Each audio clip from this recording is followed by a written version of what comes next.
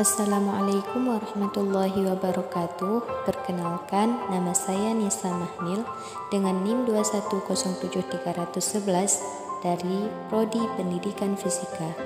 Nah, jadi di sini saya akan memberikan sedikit gambaran atau biografi dari tokoh ilmuwan yang bernama Evangelista Torricelli. Torricelli atau Evangelista Torricelli, dia lahir pada tanggal 15 Oktober pada tahun 1608 di Roma. Anak sulung dari Gaspare Torricelli dan Caterina Anghetti. Keluarganya berasal dari Faenza di provinsi Ravenna yang saat itu merupakan bagian dari negara kepausan. Ayahnya adalah seorang pekerja tekstil dan keluarganya sangat miskin. Melihat bakatnya, orang tuanya mengirim dia untuk dididik di Faenza di bawah asuhan pamannya, yaitu Giacomo atau James, seorang biarawan Camaldolese. Yang pertama memastikan bahwa keponakannya diberikan pendidikan dasar yang baik. Dia kemudian memasukkan Torricelli muda menjadi seorang Yesuit perguruan tinggi pada tahun 1624. Mungkin yang ada di Faenza sendiri untuk pelajar matematika dan filsafat sampai tahun 1626 saat ayahnya Gaspare telah meninggal. Paman kemudian mengirim Torricelli ke Roma untuk belajar sains di bawah bimbingan biarawan Benediktin Benedetto Castelli. Castelli adalah murid Galileo Galilei. Benedetto Castelli membuat eksperimen pada air yang mengalir pada tahun 1628 dan dia dipercayakan oleh Paus Urbanus VIII dengan pekerjaan hidrolik. Tidak ada bukti nyata bahwa Torricelli terdaftar di universitas. Hampir dapat dipastikan bahwa Torricelli diajar oleh Castelli. Sebagai gantinya, dia bekerja untuknya sebagai sekretarisnya dari tahun 1626 hingga 1632 dalam pengaturan pribadi. Kematian Evangelista Torricelli. Torricelli meninggal karena demam, kemungkinan besar tipes, di Florence pada tanggal 25 Oktober 1647. 10 hari setelah ulang tahunnya yang ke-39 dan dimakamkan di Basilika San Lorenzo.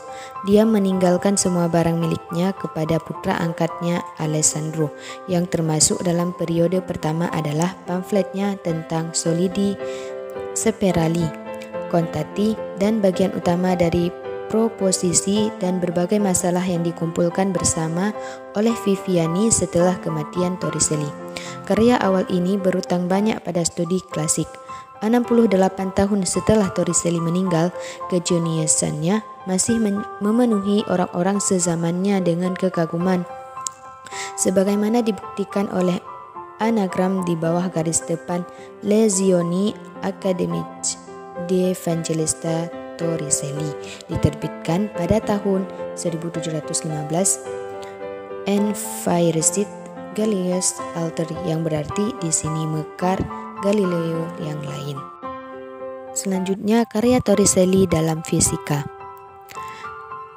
Penelusuran dua ilmu baru, yaitu Galileo pada tahun 1638, mengilhami Torricelli dengan banyak perkembangan prinsip-prinsip mekanis yang dikemukakan di sana, yang ia wujudkan dalam risalah De Motu, dicetak di antara karyanya Opera Geometrica pada tahun 1644. Komunikasinya oleh Castelli ke Galileo pada tahun 1641 dengan proposal bahwa Torricelli harus tinggal bersamanya, menyebabkan Torricelli melakukan perjalanan ke Florence, di mana ia bertemu Galileo dan bertindak sebagai amanuensisnya selama 3 bulan sisa hidupnya.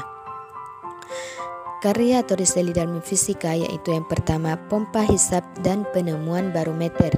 Karya Torricelli menyebabkan spekulasi pertama tentang tekanan atmosfer dan penemuan wajar dari barometer merkuri, atau dari kata Yunani baros yang berarti berat. Prinsip yang dijelaskan pada awal 1631 oleh René Descartes, meskipun tidak ada bukti bahwa Descartes pernah membangun instrumen seperti itu. Barometer muncul dari kebutuhan untuk memecahkan masalah teoritis dan praktis. Pompa hisap hanya bisa menaikkan air hingga ketinggian 10 meter atau 34 kaki, seperti yang diceritakan dalam dua ilmu baru Galileo.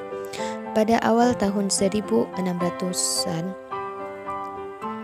guru Torricelli Galileo berpendapat bahwa pompa hisap mampu mengambil air dari sumur karena kekuatan vakum.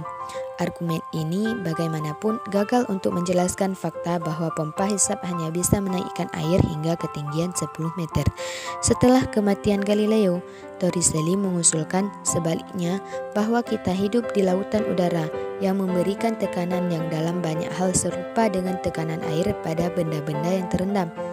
Menurut hipotesis ini, di permukaan laut, udara di atmosfer memiliki berat yang kira-kira sama dengan berat kolom air sepanjang 10 meter.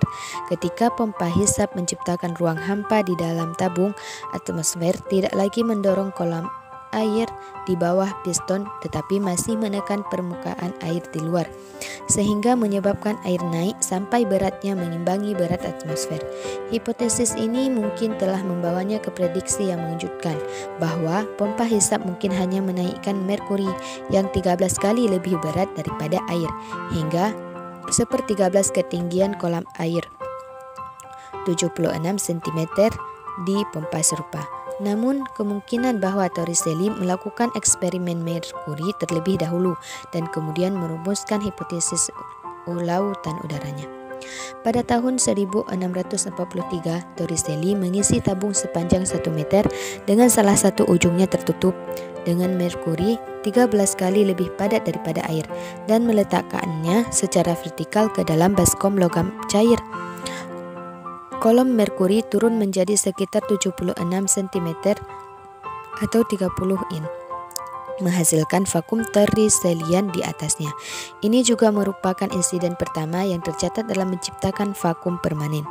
Prediksi jelas kedua dari hipotesis lautan udara Torricelli dibuat oleh Blaise Pascal yang berargumen dan membuktikan bahwa kolom merkuri pada barometer harus turun pada ketinggian yang lebih tinggi. Memang itu turun sedikit di atas menara lonceng setinggi 50 meter dan terlebih lagi di puncak gunung setinggi 1460 meter. Seperti yang kita ketahui sekarang, tinggi kolom berfluktuasi dengan tekanan atmosfer di lokasi yang sama, sebuah fakta yang memainkan peran penting dalam prakiraan cuaca. Perubahan dasar pada ketinggian kolom pada ketinggian yang berbeda pada gilirannya mendasari prinsip altimeter. Dengan demikian, karya ini meletakkan dasar untuk konsep modern tekanan atmosfer, barometer pertama, instrumen yang nantinya akan memainkan peran kunci dalam prakiraan cuaca, dan altimeter tekanan pertama yang mengukur ketinggian dan sering digunakan dalam hiking, climbing, ski, dan penerbangan.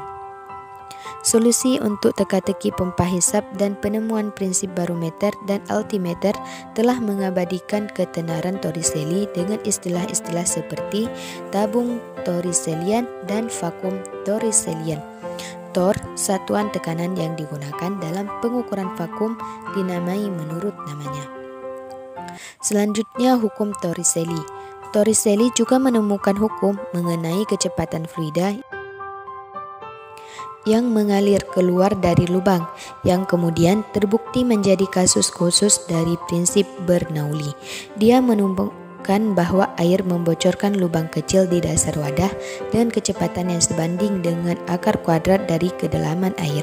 Jadi, jika wadah tersebut adalah silinder tegak dengan kebocoran kecil di bagian bawah dan Y adalah kedalaman air pada waktu T, maka dy per dt sama dengan min K akar U Y kali Y untuk beberapa konstanta K lebih dari 0. Selanjutnya yaitu prinsip Torricelli. Konsep pusat gravitasi ditemukan oleh Archimedes. Torricelli mengikuti jejaknya. menemukan prinsip baru yang penting, prinsip Torricelli, yang mengatakan jika sejumlah benda dihubungkan sedemikian rupa sehingga dengan gerakannya pusat gravitasinya tidak dapat naik atau turun, maka benda-benda itu berada dalam keseimbangan. Ini pada dasarnya adalah versi dari prinsip kerja virtual. Prinsip ini kemudian digunakan oleh Christian Huygens untuk mempelajari gerak bandul. Yang selanjutnya yaitu ada studi tentang proyektil. Torricelli mempelajari proyektil dan bagaimana mereka melakukan perjalanan di udara. Mungkin pencapaiannya yang paling menonjol di bidang proyektil adalah untuk pertama kalinya menetapkan gagasan tentang amplop. Proyektil yang dikirim dengan kecepatan yang sama ke segala arah menelusuri parabola yang semuanya bersinggungan dengan paraboloid umum. Amplop ini kemudian dikenal sebagai parabola di Sicurezza atau parabola keselamatan di Evangelista Torricelli. Semoga bermanfaat bagi kita semua. Terima kasih telah menonton. Sekian, wassalamualaikum warahmatullahi wabarakatuh.